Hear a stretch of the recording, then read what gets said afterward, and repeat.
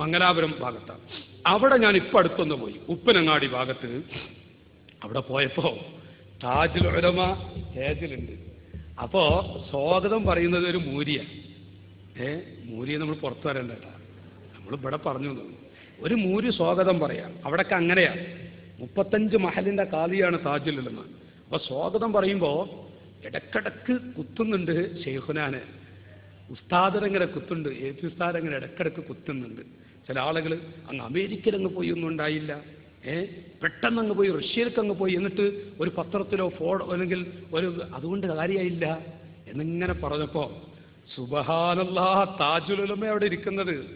താജുൽ ഉലമ AP ഉസ്താദ് ഇരിക്കുമ്പോൾ അവർ തമാശക്കതും പറയും. ഈ താജുൽ ഉലമ ഇരിക്കുക, എപി ഉസ്താദ് ഇല്ലാത്ത സ്ഥലത്ത് വെച്ചെങ്ങാനും ഉസ്താദിനെ കുറിച്ചൊരു വാക്ക് പറഞ്ഞോക്കട്ടെ, അപ്പം താജുൽ ഉലമയുടെ രക്തം അറിയാം. എവിടം തന്നെ ഞാനൊക്കെ ബാദരിന് ഒരു മുസ്ലിയാരെ നിലയ്ക്ക് ഞാനവിടെ ബാദറുണ്ടായിരുന്നു. ഞാൻ ഏതാണെന്ന് അറിയില്ല. അങ്ങനെ അത് ഉള്ളാത്തകളാപ്പ വിളിപ്പിച്ച വേല. അങ്ങനെ അവിടെ പോയി. അങ്ങനെ ഞാനിപ്പോൾ അടുത്തത് നമ്മളിവിടെ തന്നെ ഒരു സ്ഥലത്ത് പോയി. ബാദ് കഴിഞ്ഞപ്പോഴാണ് ഞാൻ ജാതിയതാ തിരിയുന്നത്, അത് അറിഞ്ഞില്ല. അങ്ങനെ ആക്കിക്കൊണ്ടുപോയതാ. അങ്ങനെ താജുലും അവിടെ വെച്ചിട്ട് ഇതങ്ങ് ഇരിക്കടാ, അവിടെ താജുലുമല്ലേ ഇരിക്കടാ.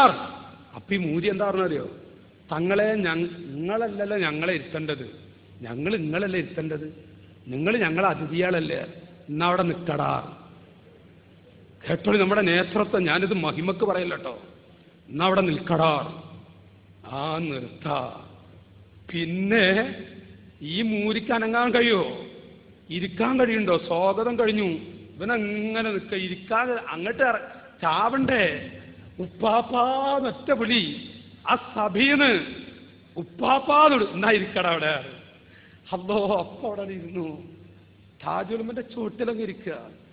ഓ പ്രിയപ്പെട്ട പ്രവർത്തകരെ, ആ താജുൽ ഉലമ